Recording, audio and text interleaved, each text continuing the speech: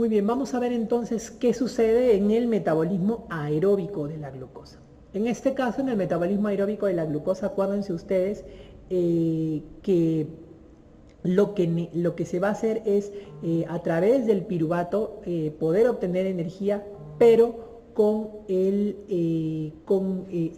este caso, dependiente o el uso de oxígeno. Se requiere oxígeno para poder metabolizar al piruvato y obtener energía para ello, ¿no? Entonces, en el caso del metabolismo aeróbico de la glucosa, la primera reacción que tenemos que hacer es convertir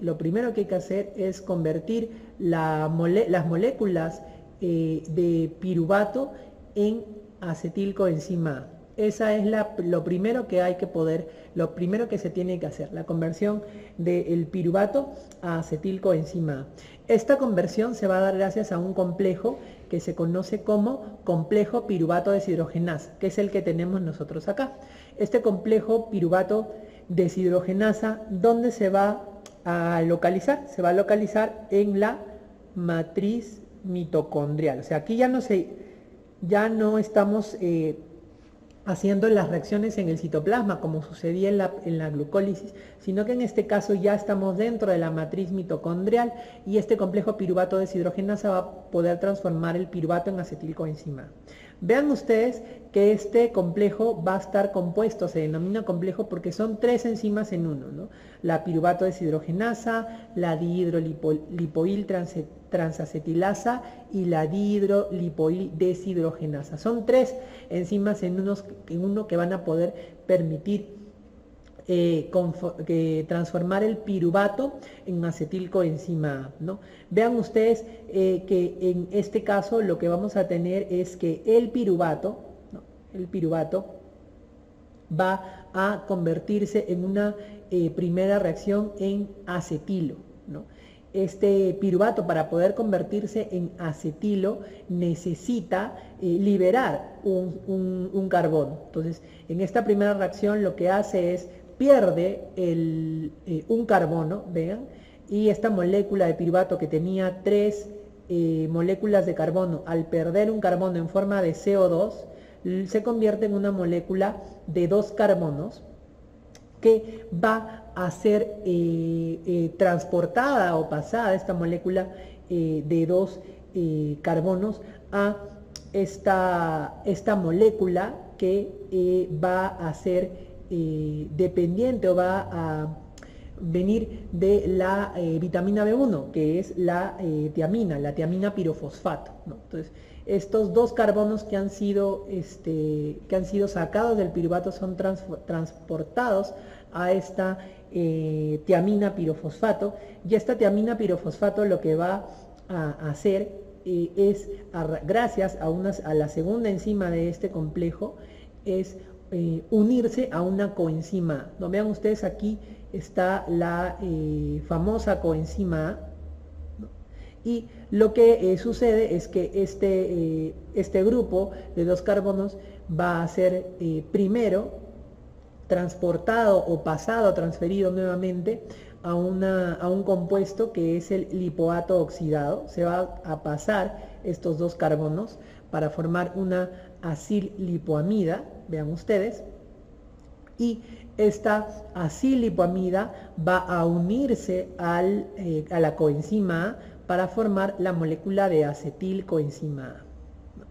Vean ustedes que en este caso, para poder hacer este complejo del transporte de la molécula de 2 carbonos hacia el lipoato oxidado, y que éste pueda unir luego posteriormente a la coenzima A, se necesita también de esta otra enzima, que es la enzima del complejo 3, cuya función básicamente, ¿cuál es? Es permitir que el FAT se transforme en FAT reducido, gracias también a la acción del NAT, ¿no? El NAT se reduce también hacia NAT reducido para poder permitir la conversión del FAT reducido a FAT, y este FAT es el que se va a utilizar en este proceso de traspase, por así decirlo, de este grupo de 2 carbonos para ser unidos con la coenzima A. ¿no? Entonces, vean ustedes que finalmente en este complejo de la piruvato deshidrogenasa, entonces vamos a tener 3 enzimas y la finalidad básicamente va a ser permitir que el piruvato se transforme en acetilcoenzima A. Y para poder lograr esto, pues básicamente el piruvato pierde un carbono, la forma en que lo pierde es a través de CO2, y posteriormente a lo que queda del esqueleto se le va a sumar la coenzima A para formar la famosa acetilcoenzima A, y dentro de todo este complejo vamos a tener también que este proceso finalmente va a permitir reducir el NAD en un NAD reducido, ¿no? Entonces vamos a obtener que en este caso, por el complejo piruvato deshidrogenasa, vamos a tener la obtención de acetilcoenzima A y de NAD reducido, y también la liberación de CO2. Eso quiere decir que la fórmula final en el caso del complejo piruvato deshidrogenasa va a ser que a partir de un piruvato vamos a tener acetilcoenzima A más CO2 más un NAD reducido. Entonces, eso para tenerlo en consideración. Entonces, una vez que hayamos obtenido la acetilcoenzima A gracias a la acción de la piruvato deshidrogenasa, entonces ya la acetilcoenzima A es como el intermediario principal inicial en el cual nosotros vamos a poder ingresar al metabolismo aeróbico. Metabolismo aeróbico.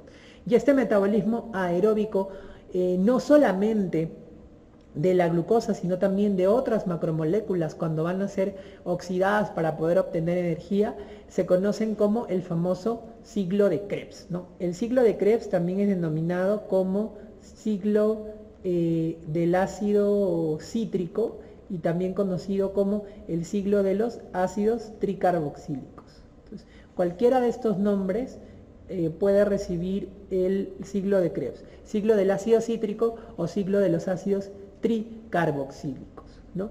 En este caso, el ciclo de Krebs va a darse, como hemos visto, en condiciones aeróbicas. Básicamente va a requerir la presencia de oxígeno y va a tener, como ustedes ven, va a tratarse verdaderamente de una vía metabólica secuencial, circular, en la cual pues va a tener, básicamente va a ser continua, ¿no?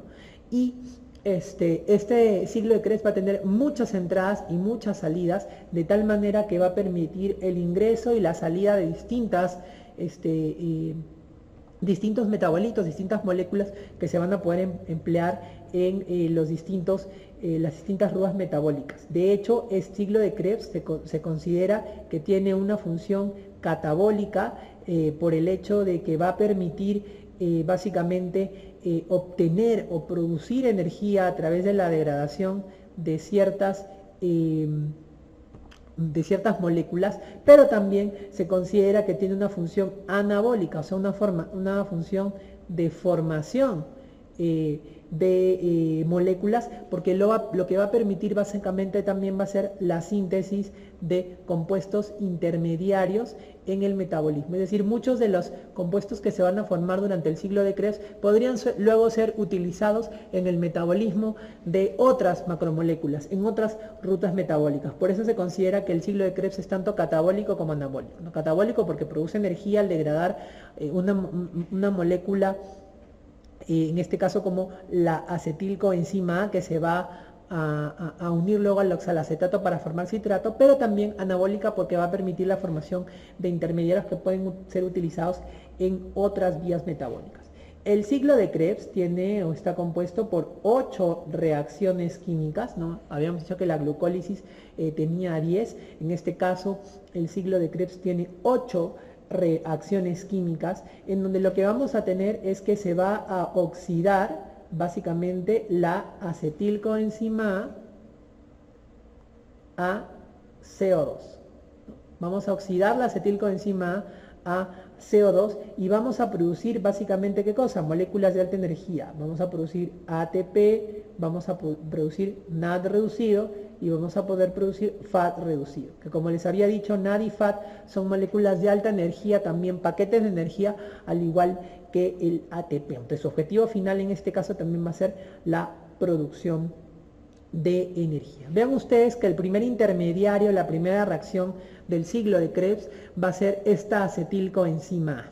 La acetilcoenzima A se va a unir con otro metabolito que es el oxalacetato. Vean ustedes que el oxalacetato puede venir también de la formación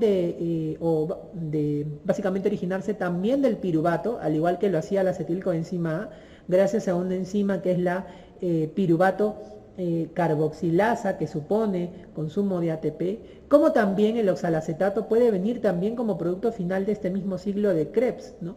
Entonces vemos que la oxalacetato se va a unir a la acetilcoenzima A en la primera reacción del ciclo de Krebs, ¿no? Es como una unión entre estas dos moléculas que van a entrelazarse para poder formar una molécula que es el citrato. Como el citrato es la primera molécula que se forma dentro del ciclo de Krebs, es que se conoce también como el ciclo del ácido cítrico, ¿no? El ácido cítrico, citrato, hacen referencia a lo mismo. Y también otro nombre que recibe el citrato, pues ácido tricarboxílico. Por eso se conoce como el ciclo del ácido cítrico o el ciclo de los ácidos tricarboxílicos, porque básicamente la primera molécula formada va a ser el citrato, ¿no? Entonces vemos nosotros que en este caso la reacción se produce gracias a la enzima citrato sintasa.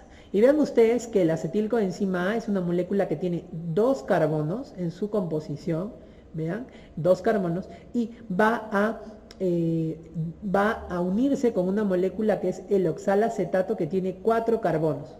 Entonces, la acetilcoenzima A, que tiene 2 carbonos, se une al oxalacetato, que tiene 4 carbonos, para formar el citrato, que es una molécula que tiene 6 carbonos. Entonces, la primera fase del ciclo de Krebs va a ser formar esta molécula de 6 carbonos, que es el citrato, y esta reacción implica también, ¿qué cosa? Implica utilizar agua. Gracias a la acción del agua es que se permite formar este primer compuesto, que es el citrato. Ahora, el citrato, luego en una segunda reacción, va a liberarse del agua para formar un intermediario que es el cis-aconitato, gracias a la aconitasa, y rápidamente, nuevamente esta aconitasa va a actuar nuevamente en esta molécula de cis-aconitato con ingreso de agua para formar una siguiente molécula que es el isocitrato. Entonces, vean ustedes que en este caso, lo que se ha producido básicamente en esta segunda reacción, que es como que 2 en 1, es convertir el citrato en un isómero, o sea, en una molécula parecida, sino que cambian la posición de algunos de sus elementos, que en este caso es el isocitrato. Si ustedes comparan esta molécula, vean ustedes, de citrato con esta molécula de citrato, vamos a ver que hay un reacomodo allí en los elementos, en sus uniones con el oxígeno, de tal manera que se forma una molécula parecida, un isómero, que es el isocitrato. Ahora, este isocitrato, vean ustedes, va a luego, en una siguiente reacción, formar alfa-cetoglutarato, gracias a la acción de esta enzima que es la isocitrato deshidrogenasa. Y vean ustedes que en esta reacción va a suceder 2 cosas adicionales.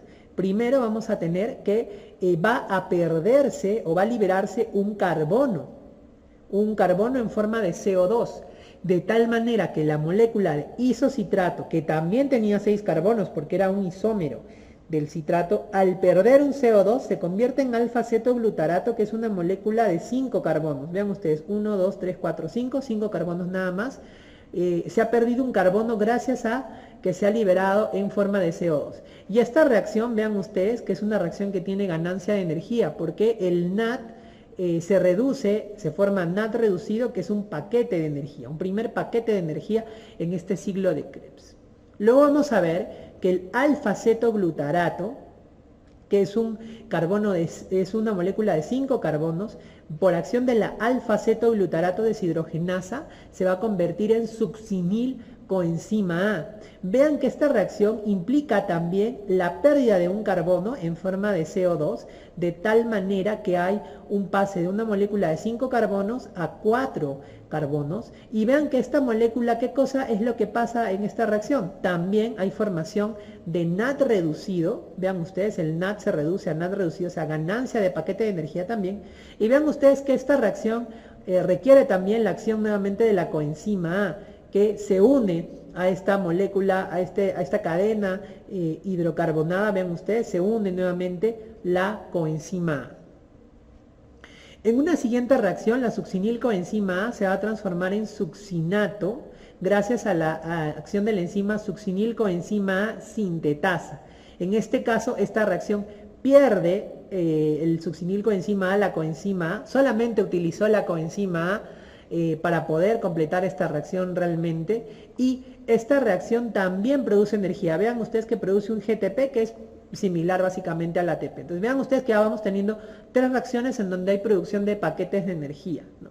En este caso, el succinato, que sigue siendo una molécula de 4 carbonos, va por acción de la succinato deshidrogenasa, convertirse en fumarato, ¿no? Que sigue siendo una molécula de 4 carbonos, y el fumarato, gracias a la acción de la fumarasa, con adición de agua, se va a convertir en malato.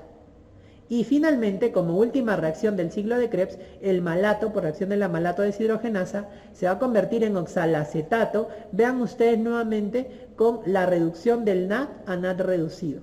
Vean ustedes entonces que en este caso el ciclo de Krebs ha iniciado con la unión de una molécula de 4 carbonos con 2 carbonos para formar una de 6 carbonos, que es el citrato, y poco a poco se ha ido rompiendo este citrato hasta llegar a oxalacetato, donde durante toda esta vía lo que se ha hecho es ha perdido 2 carbonos, y la degradación de esta molécula ha permitido básicamente la liberación de paquetes de energía, la liberación de NAD, la liberación de GTP, y no solamente eso, sino también la liberación de CO2, porque acuérdense que hemos perdido 2 carbonos desde el inicio del citrato.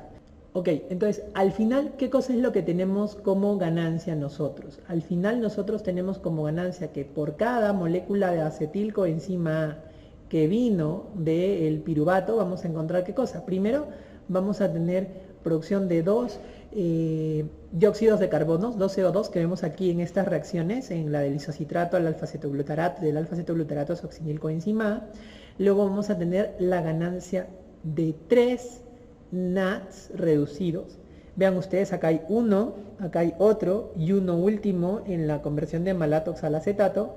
La ganancia de un ATP, bueno, en forma de GTP, pero realmente es lo mismo, GTP, ATP. Y vamos a tener también la ganancia de un FAT reducido. ¿Dónde tenemos la ganancia de un FAT reducido?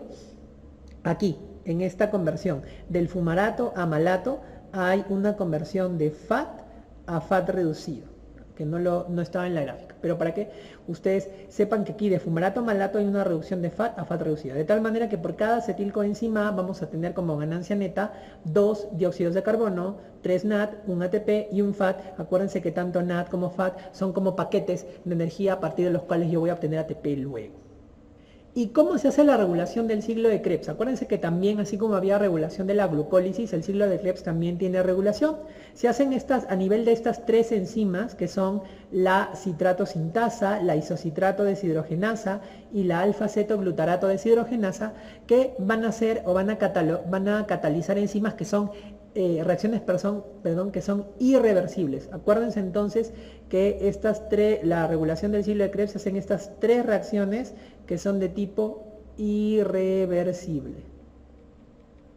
Entonces, ¿cuál es la primera enzima que vamos a regular? La citrato sintasa. Acuérdense que la citrato sintasa es la primera enzima del ciclo de Krebs que va a permitir unir el oxalacetato al acetilcoenzima A para producir ¿qué cosa? Para producir citrato, ¿no? ¿Cuál es la regulación que va a tener esta enzima? Va a tener una regulación de tipo alostérica, donde vamos a tener moduladores de tipo positivo, que van a ser básicamente ¿quiénes? Van a ser el ADP, va a ser el incremento de calcio a nivel del músculo, y vamos a tener como regulador negativo a ¿quiénes? Vamos a tener como regulador negativo al citrato, claro, porque si hay exceso de citrato, ¿para qué se va a querer seguir formando citrato? La presencia de paquetes de energía, como por ejemplo el NAT reducido, el ATP, y la succinilcoenzima A, van a ser moduladores negativos, claro, porque el exceso de citrato es obvio. Si hay mucho citrato, ¿para qué voy a querer formar más citrato? Entonces lo inhibo. NAT y ATP, si ya tengo suficiente energía, ¿para qué voy a querer que se pueda seguir haciendo el ciclo de Krebs? Y en el caso de la succinilcoenzima A, que es un intermediario mucho más tardío en el ciclo de Krebs, pues si hay un exceso de eso, ¿para qué voy a querer seguir produciendo succinilcoenzima A? En el caso del ADP y el calcio sí son positivos. ¿Por qué? Porque el aumento o el incremento de calcio lo que hace es pues permitir que haya contracción muscular, y para que haya contracción muscular necesito energía. Entonces por eso el calcio incrementa la acción de esta enzima, que es la citrato sintasa, y el ADP, al ser un indicador de que hay una disminución de energía, también pues activa o modula positivamente a esta enzima. En el caso de la isocitrato deshidrogenasa, acuérdense que la isocitrato deshidrogenasa lo que va a permitir va a ser responsable de que se produzca la primera decarboxilación en el ciclo de Krebs. Acuérdense ustedes, vean aquí que el isocitrato deshidrogenasa permite que el isocitrato, que tiene 6 carbonos, se transforme en una molécula de 5 carbonos con una pérdida de CO2. A eso se llama decarboxilación. Entonces, la primera decarboxilación va a ser por la isocitrato deshidrogenasa para formar el alfa-cetoglutarato. Entonces, en el caso de esta enzima, vamos a tener que también tiene una regulación alostérica, ya quienes van a regular positivamente y negativamente esta enzima.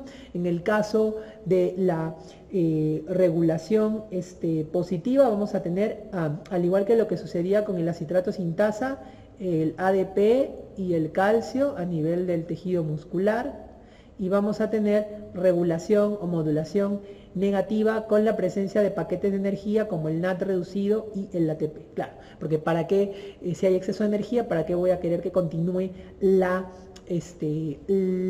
proceso del ciclo de Krebs? Y la última enzima en la regulación es la alfa-cetoglutarato deshidrogenasa, que cataliza la segunda decarboxilación. Eso quiere decir que cataliza la reacción en la cual se pierde el segundo carbono, que es aquella en la que el alfa-cetoglutarato se transforma en succinilcoenzima de 5 carbonos a 4 carbonos, vean ustedes. Esto produce entonces succinilcoenzima A, ¿no? ¿Cómo es la regulación? En este caso vamos a tener también regulación alostérica. La regulación alostérica va a ser positiva con el calcio en el tejido muscular, y va a ser una regulación negativa con un paquete de energía como el NAT reducido, pero también una regulación negativa con la succinilcoenzima A. Claro, porque ¿para qué voy a formar más succinilcoenzima A si ya tengo suficiente cantidad de energía? Una vez que hemos metabolizado esta glucosa, pasando por la glucólisis, donde tuvimos ganancia de ATP, donde tuvimos ganancia de NAT reducido. Luego el siguiente paso, el primer paso, que fue la conversión del la glucólisis nos permitió convertir la glucosa en piruvato, con producción de ATP, con ganancia de NAT reducido. Luego el piruvato se transforma en una primera fase, gracias al complejo piruvato deshidrogenasa, en acetilcoenzima A, donde también vimos que tuvimos algo de ganancia de energía. Y finalmente la mayor ganancia de energía, donde la acetilcoenzima A entra al ciclo de Krebs, y vamos a ganar ATPs, vamos a ganar paquetes de energía como NAT y FAT. Entonces, ¿qué es lo que sucede luego de que se ha producido esto? Pues estos paquetes de energía que nosotros tenemos en forma de NAD y de FAT, que hemos ganado durante glucólisis, durante la deshidrogenación del piruvato acetilcoenzima A y durante el ciclo de Krebs, yo necesito convertir esos paquetes en energía propiamente dicha, convertirlas en ATP. Entonces, ese proceso de conversión de estos paquetes de energía a ATP propiamente se hace a través de la cadena transportadora de electrones y por el proceso de la fosforilación oxidativa. ¿En qué consiste esto? Pues van a ser una serie de reacciones redox, reacciones de óxido-reducción, controladas, que van a encontrarse o que van a producirse en un sistema que se va a encontrar en la membrana interna, ¿de quién? En la membrana interna de las mitocondrias. Acuérdense ustedes que tanto todo el metabolismo anaeróbico, tanto del paso de piruvato como acetilcoenzima A, como de acetilcoenzima A en el ciclo de Krebs, todos ellos se hacen dentro de la mitocondria, en la matriz mitocondrial, o sea, dentro de la mitocondria. Aquí ustedes, en este lugar que es la matriz mitocondrial, es donde se hace la conversión de piruvato a acetilcoenzima A y acetilcoenzima A en el ciclo de Krebs. ¿Y en dónde se produce, en dónde se encuentra la cadena transportadora de electrones? Se encuentra aquí, miren ustedes, en la membrana interna de la mitocondria. Entonces, ¿qué es lo que sucede en este caso? En este sistema que se encuentra en la membrana interna, lo que va a producirse es un transporte, tal como su nombre lo dice, un transporte de electrones. ¿De quiénes? De estos paquetes de alta energía, del NAD y del FAD. ¿Hacia dónde? Lo vamos a transportar hacia el oxígeno, gracias a un sistema de una serie de complejos que hay en esta membrana. Estos sistemas van a permitir que se transporten los electrones hacia el oxígeno. ¿Para qué? Para formar agua. Y como consecuencia de este paso del transporte de electrones hacia el oxígeno para formar agua, vamos a encontrar que hay una bomba de protones. Bomba de protones, un gradiente de protones. Es decir, que el paso de estos electrones va a generar que se desplacen protones. Y vamos a ver luego que esos protones van a poder ser aprovechados para poder permitir que el ADP se convierta en ATP. Ya lo vimos en la primera clase, que el ATP es la molécula de alta energía, y para que se forme esta molécula de alta energía, donde está realmente la energía concentrada en sus enlaces, pues necesita que el ADP se una a un fósforo con el uso de energía para poder almacenar ahí la energía. Entonces, ¿quién da esa energía? Esta bomba de protones, este gradiente de protones que hay como consecuencia del paso de los electrones del NAD y del FAD hacia el agua, ¿no? Vean ustedes que esta cadena transportadora de electrones que se localiza en la membrana interna va a estar formada por una serie de complejos, ¿no? Vamos a tener un primer complejo, que es este que ustedes ven acá, que es el complejo de la NAD deshidrogenasa, ¿no? Ese es el primer complejo que vamos a nosotros encontrar en la cadena transportadora de electrones. ¿Qué es lo que va a pasar en este caso? Vamos a ver que el NAD reducido, ese NAD reducido que habíamos podido obtener en el ciclo de Krebs, en la glucólisis, etcétera, este NAD reducido va a convertirse en NAD y va a liberar electrones, ¿no? Vean ustedes que va a liberar electrones. Y esta liberación de electrones va a generar que haya una bomba de protones. Eso quiere decir un bombeo de protones. Eso quiere decir que van a salir protones desde la matriz mitocondrial, desde el interior de la mitocondria hacia el espacio intermembrano, ¿no? Estos electrones que se van a desprender del complejo de la NAD deshidrogenasa van a ser transportados a esta molécula que ustedes ven acá, que es como un transportador que se denomina o es conocido como la coenzima Q10, o ustedes también van a ver que recibe el nombre de ubiquinona. La coenzima O10 o ubiquinona es la que va a permitir aceptar los electrones que se han liberado de este proceso de conversión del NAD reducido a NAD. Entonces aquí se liberan electrones y estos electrones son captados por esta coenzima Q10, que es como una especie de transportador que se va a mover llevando los electrones, ¿no? El segundo complejo que nosotros vamos a tener es el complejo de la succinato deshidrogenasa. Esa succinato deshidrogenasa, acuérdense que también la habíamos visto en el ciclo de Krebs, ¿no? Es una es una enzima que también participa en el ciclo de Krebs, ¿no? En este caso, la succinato deshidrogenasa lo que va a convertir o lo que va a permitir es transformar el FAT reducido en FAT. Y este proceso de reducción o deshidrogenización del FAT reducido a FAT también va a liberar electrones que también van a ser captados por la coenzima Q10 o ubiquinona. Eso quiere decir que tanto el complejo 1 como el complejo 2 va a permitir la reducción, la deshidrogenación de estas moléculas NAD reducido y FAT reducido para liberar electrones que van a ser transportados a la coenzima Q10. Esta coenzima Q10 va a llevar estos electrones que se han obtenido de este proceso de conversión del NAD reducido y del FAT reducido a NAD y a FAT hacia el tercer complejo, que es este complejo que ustedes ven que se conoce como el complejo citocromo BC1, ¿no? Este complejo citocromo BC1, ¿qué es lo que va a suceder en este complejo? Pues en este complejo citocromo BS1 vamos a tener que estos electrones que habían sido cedidos a la coenzima Q10 o a la ubiquinona van a ser cedidos también a otra molécula que se conoce como citocromo C. Este citocromo C es otro transportador.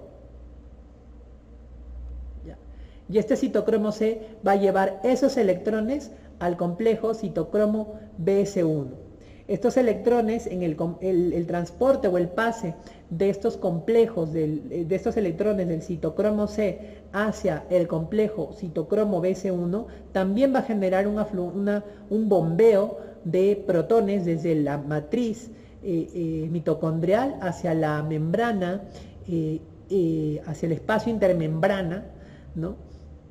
Y va a permitir poder pasar estos electrones a un cuarto complejo, que no está escrito en la figura, pero aquí hay un cuarto complejo, que es el complejo de la citocromo C oxidasa. ¿Cuál es la función de este complejo de la citocromo C oxidasa? Este complejo de citocromo C oxidasa lo que va a hacer es agarrar todos esos electrones que se han generado, que se han obtenido en el complejo 1, en el complejo 2, en el complejo 3 y que han sido transportados por la coenzima Q10 y por el citocromo C, y van a transferírselos al oxígeno. Esos electrones se transfieren al oxígeno y juntamente con dos protones, o mejor dicho, con protones que están dentro de la matriz mitocondrial, la unión de ese oxígeno con los hidrogeniones y los electrones que ha cedido va a permitir la formación de agua. La formación de agua. Entonces, eso quiere decir que finalmente el transporte de estos electrones por el proceso de conversión del NAD y del FAT reducido hacia NAD y FAT va a permitir que se pueda dar electrones al oxígeno que se une a los hidrogeniones para formar agua, ¿no? ¿Y qué es lo interesante de todo esto? Bueno, aparte que se ha formado agua con el transporte de estos electrones, este transporte ha generado que hay un bombeo de protones, ¿no? Vean ustedes, hidrogeniones se han bombeado al espacio intermembrana, ¿no? Vean ustedes, en esta zona aquí, estamos aquí nosotros, y en este lado se ha formado una alta concentración de protones. Esta alta concentración de protones es aprovechado por un transportador que se conoce como la ATP sintasa. ¿Qué hace la ATP sintasa? La ATP sintasa lo que hace es permitir que estos protones vayan de la membrana, del espacio intermembrana, nuevamente a la matriz mitocondrial, o sea, al interior de la mitocondria. Y este paso de los protones desde el espacio intermembrana hacia adentro de la mitocondria va a generar o va a permitir que el ADP se una a un fósforo creando moléculas de alta energía como es el ATP. Eso quiere decir, y aquí es donde yo les decía, que el NAD y el FAT terminan siendo como paquetitos de energía que tienen que transformarse en ATP. ¿Por qué? Porque precisamente al pasar por este sistema, lo que hacen es pierden electrones, que finalmente esos electrones, esa pérdida de electrones y ese transporte de electrones a través de la cadena genera bombeo de protones, y los protones, al volver a ingresar del espacio intermembrana a la matriz mitocondrial, van a permitir que el ADP con un fósforo se una y forme ATP. O sea, indirectamente el NAD y el FAT reducidos van a generar la producción de ATP al perder sus electrones. ¿Gracias a quién? Gracias a este complejo que es la ATP sintasa, ¿no? A este proceso se le conoce como fosforilación oxidativa, ¿no? Entonces, es importante este proceso porque este proceso nos permite ver cómo finalmente podemos convertir el NAD reducido y el FAT reducido a la formación de energía a través de ATP. Y otro concepto importante de esta cadena de electrones es que esta cadena de electrones tiene que estar acoplada al proceso o a la síntesis del ATP. Mientras se produzca el transporte de electrones y el bombeo, el transporte de electrones y el bombeo de estos hidrogeniones protones, estos protones tienen que regresar nuevamente al interior de la matriz extracelular y de la matriz mitocondrial, y eso lo hacen gracias a la ATP sintasa. Pero ¿qué sucede cuando este proceso se desacopla? No hay un acoplamiento entre el transporte y la formación de ATP a través de la ATP sintasa. Entonces, cuando no se produce el acoplamiento de estos dos procesos, entonces a eso se llama un desacoplamiento de la fosforilación oxidativa.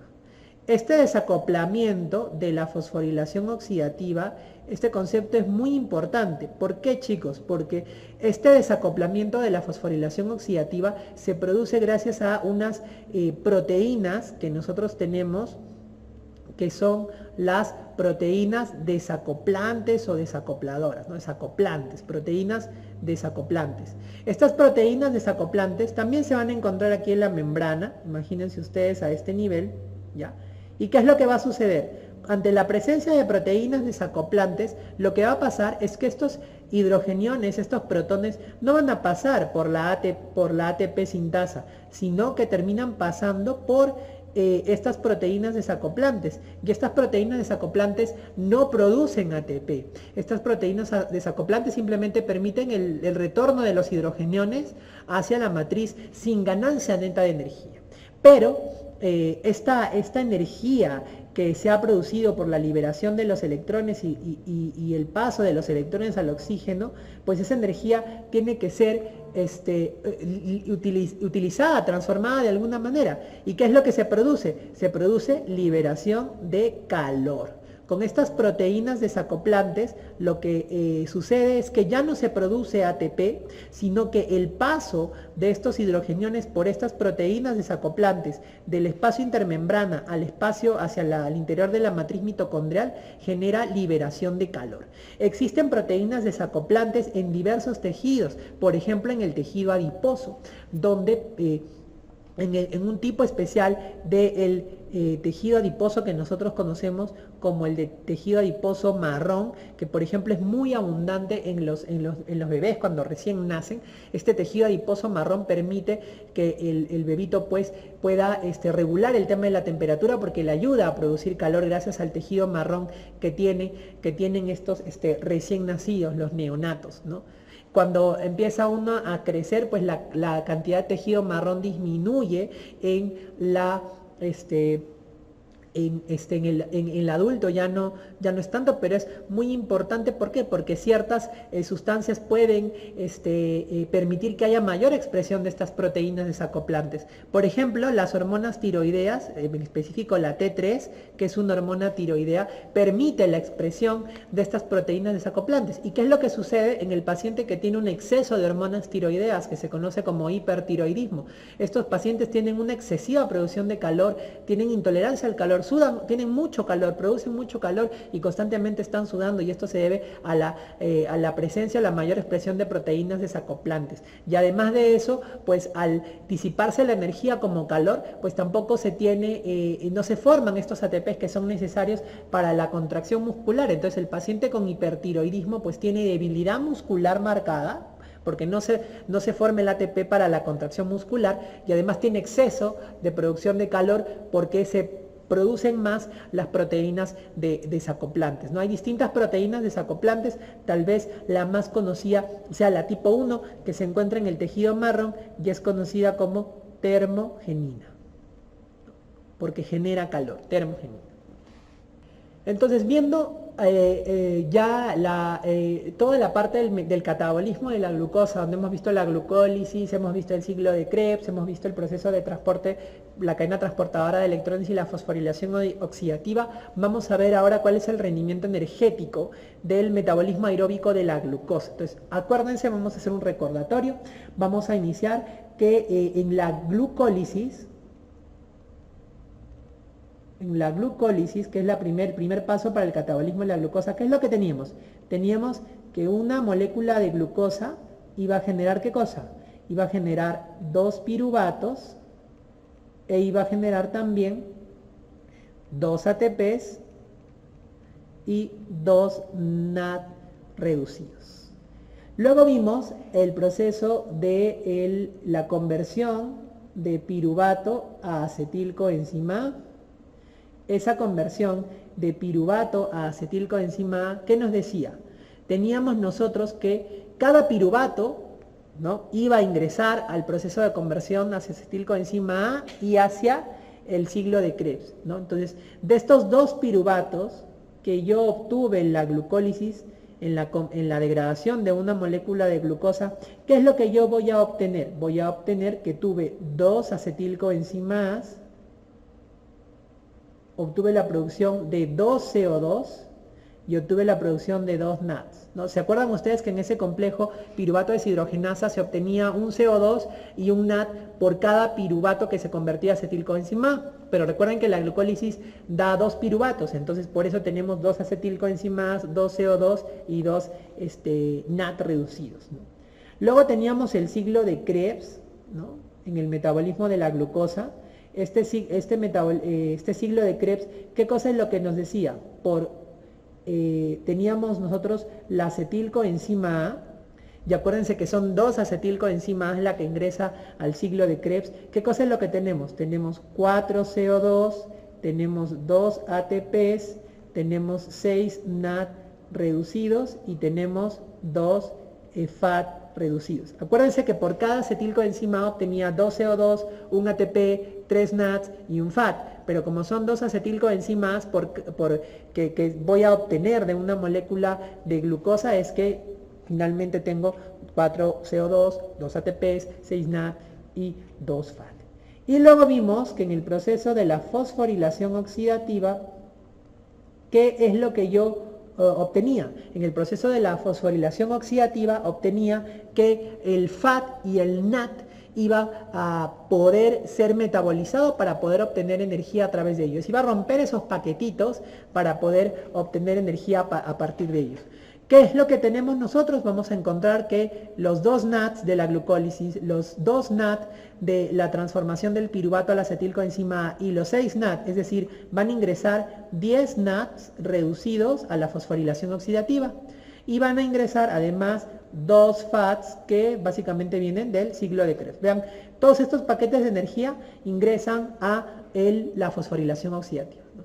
Realmente no hay un consenso así específico de cuántos ATPs produce cada NAD y cada FAT. Sin embargo, por ahí ustedes van a encontrar literatura que dice que cada NAD reducido produce aproximadamente 3 moléculas de ATP y cada FAT reducido produce aproximadamente 2 moléculas de ATP.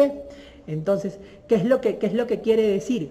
Que si yo, en el caso de la fosforilación oxidativa, yo tengo 10 moléculas de NAD que van a pasar, entonces yo voy a ganar aquí aproximadamente unos 30 ATPs de esas moléculas de NAD que han pasado para la fosforilación oxidativa. Y en el caso del FAT, yo voy a tener ganancia de 4 ATPs. Entonces, si yo empiezo a sumar solo los ATPs, porque ya convertí las NAD y los FAT a ATP, entonces yo voy a tener cuál va a ser mi ganancia neta, o mi rendimiento energético, mi ganancia neta de ATP por el metabolismo aeróbico de la glucosa.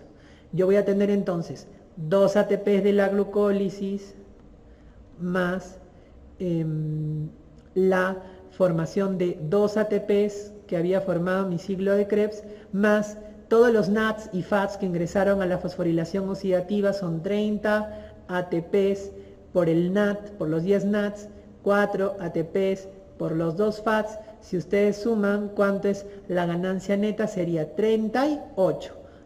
Hasta 38 ATPs es lo que dice la literatura que se puede ganar como el metabolismo aeróbico de la glucosa desde el inicio de la degradación, desde que comienza la glucólisis hasta la fosforilación oxidativa.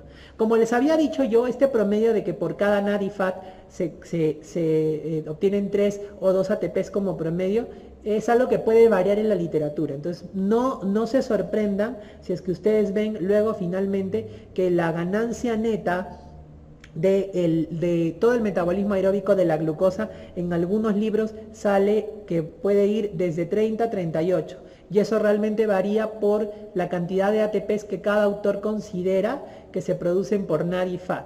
Pero teniendo, digamos, esta regla, se pueden producir, que es lo máximo, se podrían producir hasta 38 ATPs por el metabolismo aeróbico de la glucosa desde el inicio de la glucólisis.